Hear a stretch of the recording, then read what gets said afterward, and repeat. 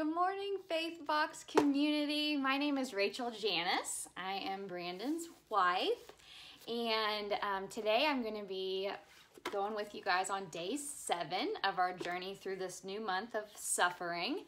And if you haven't been in part of our community for a while, you may not know, but I was diagnosed with breast cancer in April of this year and went through chemo, and I just had a mastectomy about 10 days ago, and double mastectomy, and I'm doing great.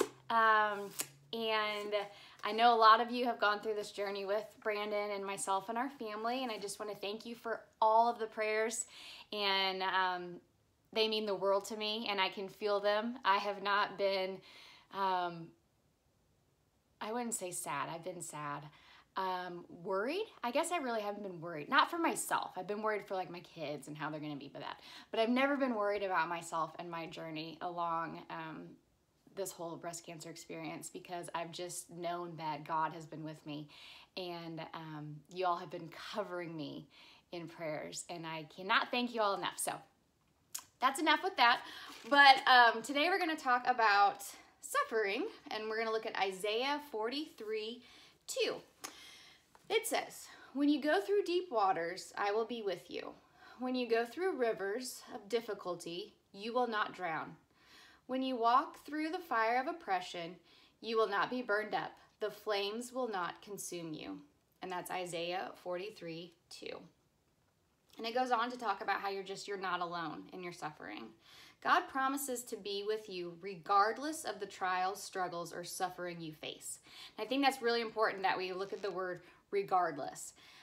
There's nothing that he hasn't already seen you go through.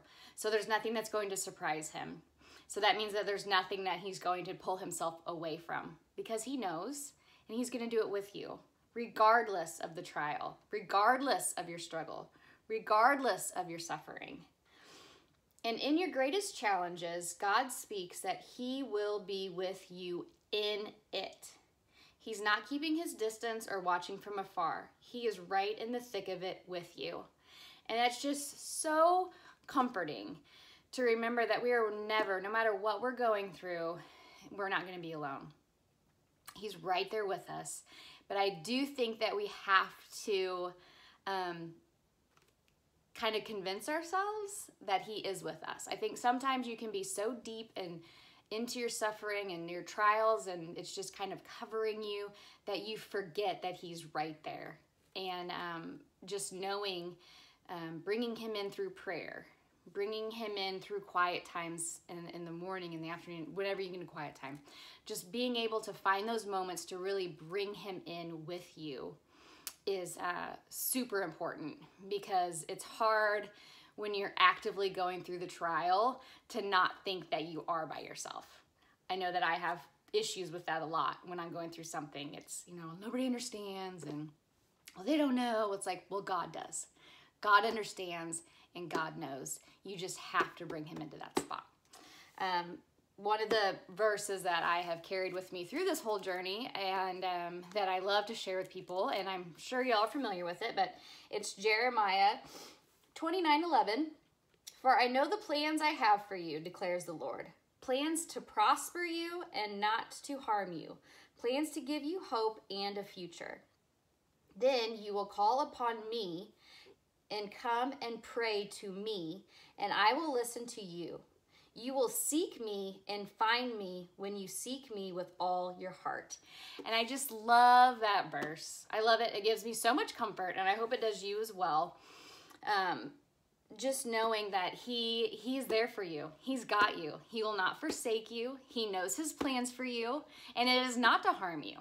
It is not, and as deep and dark as your trials can be, it is not where he wants you to be, that it's going to, you're come through your story, and it's going to be amazing, and it's going to glorify him, and it's going to make you stronger, and it's going to bring other people to the Lord. And there's just so many good things that he's got planned to come out of the suffering.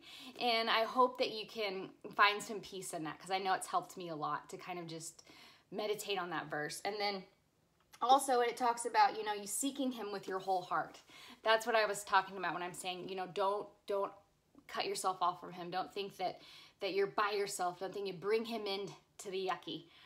You know, bring him in through prayer. Bring him in through quiet times. Just invite him into that yucky, and you and God will get through the suffering. I promise. You just have to trust him and trust his truth and his goodness and his love, and he will not forsake you. And that's all I got today. So thank you all for spending some time with me this morning. Thank you again for your prayers and your love. I really love and appreciate all of you. I hope you have a blessed day, and we'll see you later. Bye.